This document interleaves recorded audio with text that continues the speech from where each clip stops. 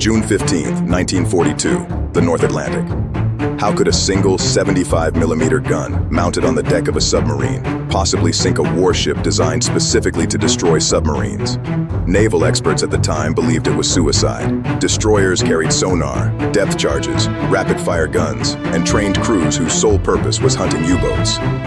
Surfacing within gun range of one was considered an act of desperation. Yet on that gray morning in the mid-Atlantic, one German submarine commander made a decision that stunned both sides of the war. He ordered his boat to surface. Above them, cutting through the cold waves, was an Allied destroyer escort, a fast, well-armed hunter built to kill submarines.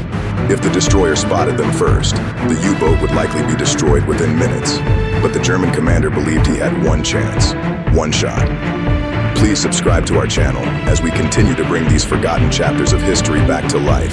At 0638 hours, the U-boat's deck gun fired. What happened next would become one of the strangest and least known encounters of the Battle of the Atlantic, because within minutes, the destroyer itself was fighting for survival. To understand how such an impossible moment unfolded, we must go back to the brutal struggle dominating the Atlantic Ocean in 1942. The Battle of the Atlantic was the longest continuous campaign of the Second World War. German U-boats hunted Allied shipping across thousands of miles of ocean, targeting the convoys that carried vital supplies from North America to Britain. Without those convoys, Britain could not survive. By early 1942, German submarines were enjoying what they called the second happy time. Merchant ships were sinking at alarming rates along the American coastline and across the open Atlantic. But the Allies were adapting. They began deploying destroyer escorts, smaller but highly effective warships specifically designed to hunt submarines. These ships carried ASDIC sonar systems capable of detecting submerged U-boats, depth charges that could explode dozens of meters underwater, rapid-fire deck guns and anti-aircraft weapons, and crews trained entirely for anti-submarine warfare. Against such ships, a surface submarine stood little chance. U-boats did carry deck guns, typically 80mm or 105mm cannons, but these were designed primarily to finish off merchant ships after torpedoes had been expended. They were not meant to duel with warships. Yet one particular submarine carried something unusual. The German Type Y&C U-boat U-701 was equipped with a 75mm SK C-32 naval gun, a weapon more commonly seen on smaller patrol vessels. Her commander was Captain Lieutenant Horst Degen. Degen was a seasoned officer, methodical and calm under pressure. His orders were simple: disrupt Allied shipping lanes off the American East Coast. But the Atlantic was growing more dangerous with each passing week. Destroyer escorts now patrolled many shipping routes. Aircraft from newly constructed coastal bases hunted submarines relentlessly. For U-boat crews, survival was becoming increasingly uncertain. Still, few could have imagined that a moment would soon arrive where a submarine would challenge a destroyer with a single deck gun. The morning of June 15th, 1942, dawned cold and foggy. The Atlantic was restless, gray waves rolling endlessly beneath low clouds. Inside U-701, the crew had been submerged for several hours. The atmosphere inside the submarine was thick with diesel fumes and sweat. Condensation dripped from pipes along the metal hull. At 06:15 hours, a sonar operator quietly reported unusual sounds. Propellers, fast ones. Commander Degen immediately moved to the periscope. Through the narrow lens, he saw the unmistakable silhouette of an Allied warship, a destroyer escort, scanning the sea as it moved across the horizon. The ship was closing. Distance, approximately 4,000 yards. If the destroyer's sonar detected them, depth charges would follow, and depth charges were terrifying weapons. When they detonated underwater, the shockwave could crush a submarine's hull like a tin can. Degen had seconds to decide. He could dive deeper and attempt to evade detection, but deeper water meant slower maneuvering and fewer escape options. Alternatively, he could surface. Surfacing meant exposing the submarine completely, but it also meant access to the deck gun. Against a destroyer, such a move bordered on madness. Yet Degen noticed something unusual. The destroyer appeared unaware of the submarine's presence. Its crew scanned the horizon, but not the water directly around them. If the U-boat surfaced quickly, they might gain a few seconds of surprise, just enough time for a single shot. Inside the control room, tension grew. Crew members waited silently for the order. Then Degen spoke. "Surface the boat." valves hissed. Ballast tanks emptied. The submarine rose toward the surface. At 0636 hours, U-701 burst through the waves. Cold Atlantic air rushed into the conning tower. The deck gun crew scrambled into position. They had drilled this procedure dozens of times, but never against a warship. Distance now, 3,200 yards. The destroyer had finally spotted them. A siren wailed across the Allied ship.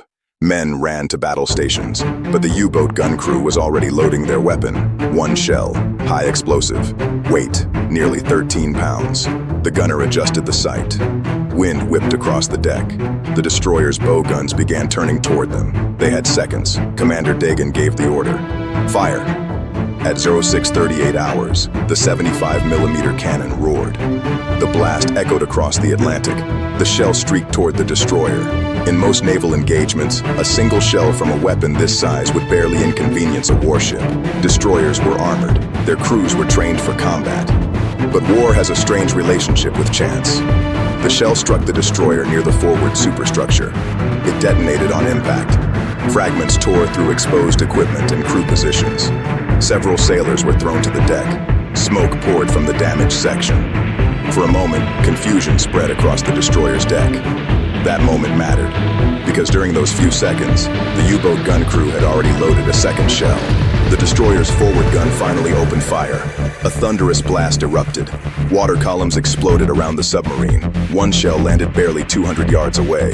The shockwave rocked U-701 violently. Dagan knew they could not survive a prolonged fight. A destroyer's guns would tear them apart. He needed something decisive. Another hit.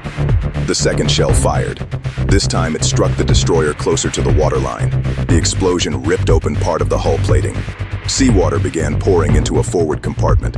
Damage control teams rushed to contain the flooding, but the destroyer's attack had already begun. Depth charge racks were being armed.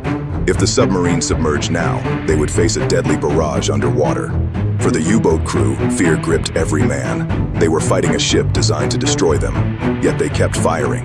The third shell screamed across the waves, and then something extraordinary happened. The round struck near the destroyer's depth charge storage rack. The explosion triggered a violent secondary blast. Flames erupted. Several depth charges detonated on deck.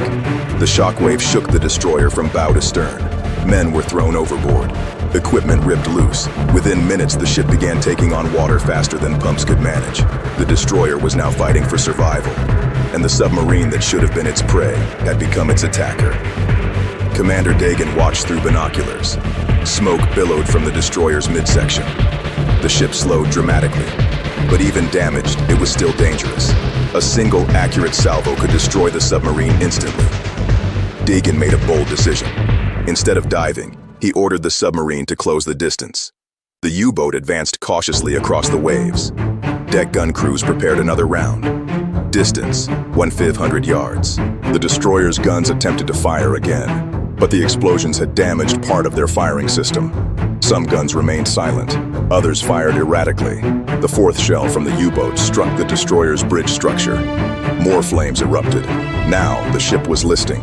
Crew members scrambled to launch lifeboats. Others continued fighting the fire spreading along the deck, but the flooding below the waterline was unstoppable. By 0655 hours, the destroyer's bow dipped dangerously. The captain of the Allied vessel ordered abandon ship. Sailors leapt into the cold Atlantic water. Within minutes, the warship that had hunted submarines across the ocean was doomed. U-701 maintained distance.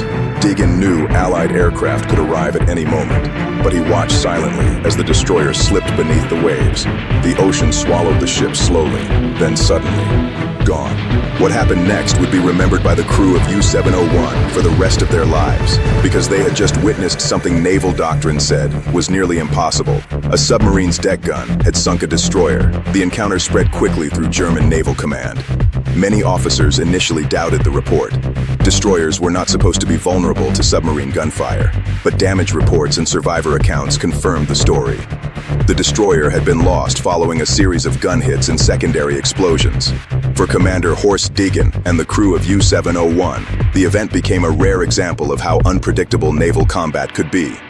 Yet the victory was short-lived. The Atlantic was growing more dangerous for U-boats every day. On July 7, 1942, U-701 was located by an American patrol aircraft near the North Carolina coast. Depth charges struck the submarine repeatedly. The hull ruptured. Within minutes, the boat sank beneath the Atlantic. Of the 43 crew members, only a handful survived.